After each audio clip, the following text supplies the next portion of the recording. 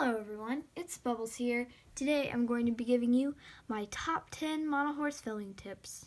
Now these are really important. I've done a filming tips video, but that is pretty outdated and some of the stuff in there you probably shouldn't do.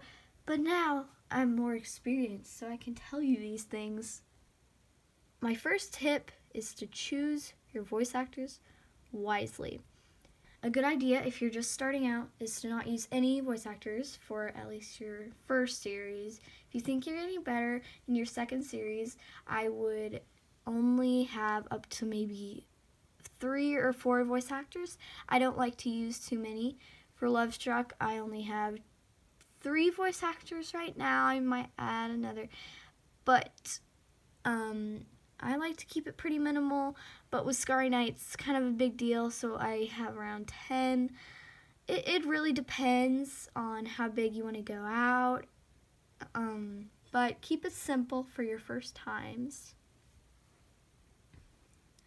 My next tip, which I don't hear people saying that often, is that you should really choose the models that you want to film wisely.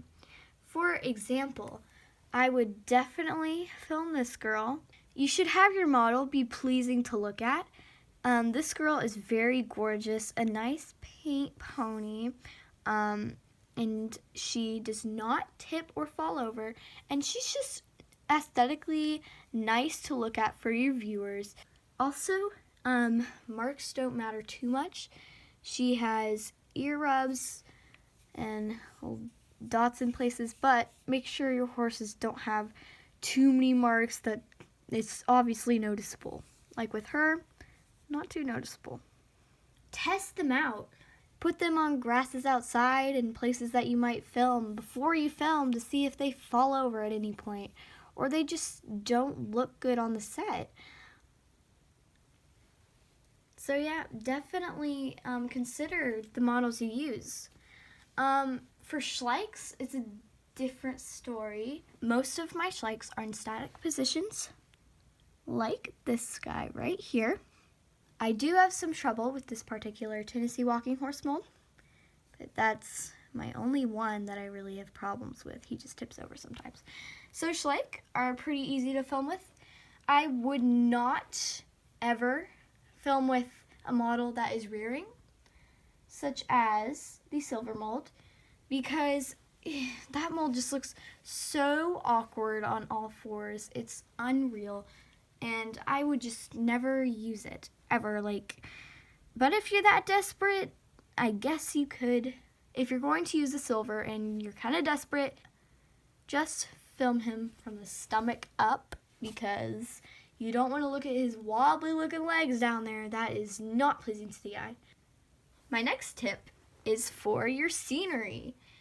I've seen pretty bad sets before in monohorse movies. First of all, if you have a very gnarly backyard, like it's just dirt, or there's no trees, or there's no grass, or there's just nothing special about it. I got very lucky with my backyard. There's a nice waterfall. There's a place behind the waterfall which looks like a forest. I have big trees, and you could really work with a lot in my backyard. So just make sure, if you want to film in your backyard, that it's aesthetically pleasing. Gosh, how many times am I going to say that? But really, what I like to do for my monohorse films, just make it pretty to look at. That's just what I like to do, so that, people want to watch it, because, it's got nice colors, nice lighting. Yeah. If you have a not so good looking backyard, just go to your local nature park. It may be a little embarrassing if there's people walking around, but want to be risky, then go on a cold day and make sure no one's there. Go there during times where you don't think most people would be, like in early morning or late. My next tip is that you don't need a camera to make great monohorse movies. Well, I would not consider mine great. I film with my phone most of the time. Right now, I'm filming with my iPhone 6s. That's what I film with.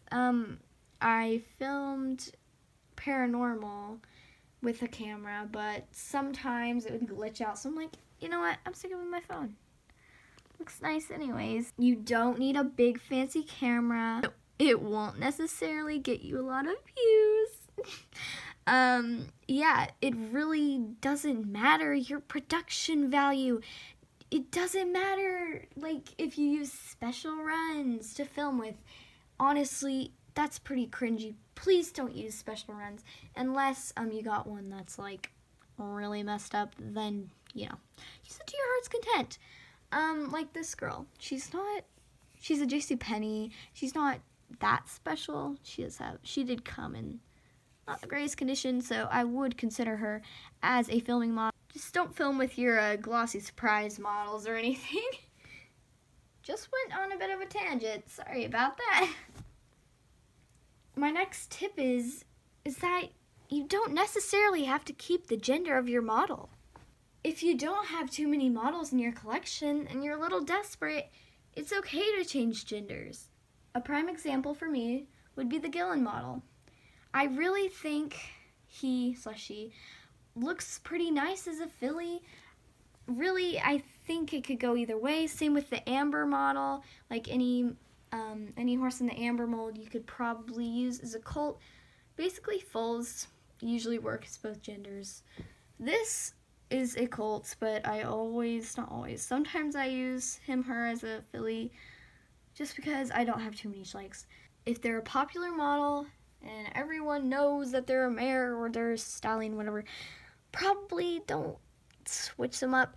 It's hard to tell with foals, so I probably only do it with foals unless it's a model that has variations of genders. I think you could use the Bouncer as a mare if you wanted to, in my opinion, because there's different variations of the mold. So yeah, that's gonna be it for today. I hope you guys liked my tips, and if you have any questions, please comment below. Bye, Melissotas!